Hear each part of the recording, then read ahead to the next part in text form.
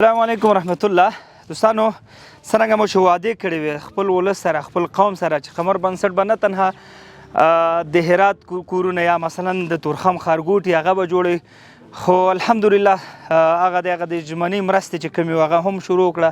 شروع مو د کوم ولایت نه وکړه؟ شاته تاسو لوحه یا بینر کې وینئ د لوګر ولایت نه. نو الحمدلله هغه دی تقریبا 1.5 کورنۍ دلته راغوښتي دي، 6 قلمه مواد دي چې یو میاشت 1.5 میاشت یو کورنۍ ته انشاءالله گزاره به پې وشي. دا به د مستحقو غریبانو د کې کونډې شته، د کې معیوبین شته، یتیمان شته دي، دا به دوی ته وسپارو. له خیره دوی به خپلو کورو ته یوسي تر څو پورې دا پاتې ژمی دوی ښایسته تیر کړي. نو انشاءالله موږ به کوشش کوو تر څو پورې اساسي کارونه وکړو په افغانستان کې، د افغانستان لپاره، خپل هیواد لپاره. هغې سره به هغه مستحق خلک، هغه غریبان خلک چې په ژمي کې تاسو ته معلومات اکثره په افغانستان کې کار و روزګار نه وي، نو یتیمان، کونډې، معیوبین هغې بیا مجبور یې چې دغه مرستو ته منتظر شي.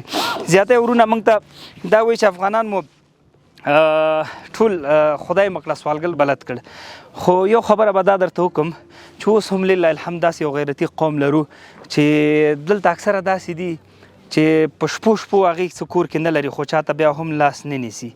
دا د دوی حق دی، بلکې دا دومره شی نه دي، دې ته باید ډېر شی وکړو. خو نو انشاءالله زمونږ چې څومره کوشش وي، زمونږ څومره هڅه وي، دې خلکو ته به یو څه کړو، دې وطن لپاره به یو څه کړو، دې قوم ته به یو څه کړو. 40 کاله جنګ چې په یو ملک کې وشي دا څه عادي خبره نه ده. اوس هم بیا هم صد آفرین دی ته شه. نو نور ولایتونه پاتې دي دغسې تقریبا خوست، پکتیا، اخواته غزني، وردګ، زابل، دې ټولو ته به انشاءالله ورځو.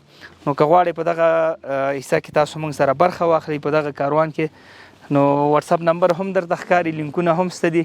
راځئ یو کورنۍ لپاره تقریبا 6,000 یا څه د پاسه 6,000 یا معادل $100 کېږي. موږ به انشاءالله دغونه اندازه کې دې ته یو خوراکي پیکج جوړو تر څو پورې ټولو ته ورسو. صحیح ده؟ دې کې موږ سره شي انشاءالله اجر مو شته دی.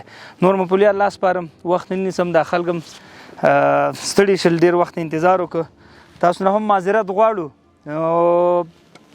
په خدای په امان.